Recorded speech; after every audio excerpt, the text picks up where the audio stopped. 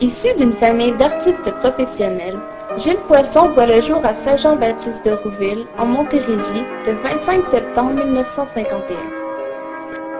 Très jeune, il s'intéresse au dessin. Il étudie le piano classique et le théâtre. Par la suite, il fréquente les Beaux-Arts ainsi que l'Académie Normand-Hudon, où il apprend la caricature, l'illustration, la bande dessinée et l'histoire de l'art. Avec le frère Jérôme, il étudie l'art abstrait et les arts plastiques. Vers l'âge d'une quinzaine d'années, Gilles Poisson se découvre un engouement pour le manoir Rouville-Campbell, alors abandonné. Il s'y introduit à maintes reprises et dessine le croquis de chacune des pièces. Dans les années 90, il peint au pastel, à partir de ses esquisses, plus d'une trentaine de tableaux qui recréent l'atmosphère de l'époque seigneuriale. Ceux-ci feront l'objet d'une exposition au manoir Rouville-Campbell en 1996 et sont actuellement exposés dans le grand salon et l'entrée du manoir à Mont-Saint-Hilaire. Entre 1970 et 1985, Gilles expérimente tous les médiums et participe à de nombreuses expositions solo et de groupe.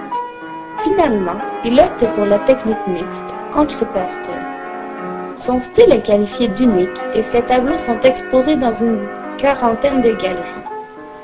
Depuis 20 ans, ses cartes de Suez, ses lithos et ses sérigraphies contribuent à sa réputation. Ses biographies et des illustrations de ses œuvres figurent dans plusieurs livres d'art, revues, agendas, de même que dans le guide Roussin. En 1993, sous la direction artistique de Charlotte Rousseau, Gilles expose en Europe et aux États-Unis. En mai de la même année, lors d'un vernissage à Paris, 13 de ses toiles s'envolent en 20 minutes. 2 mois plus tard, Gilles expose 23 de ses œuvres à Londres sous la présidence d'honneur du prince Charles. Celui-ci achète 2 de ses créations. L'une illustre un vieux manoir londonien et l'autre, le manoir Rouville-Campbell, au début du siècle.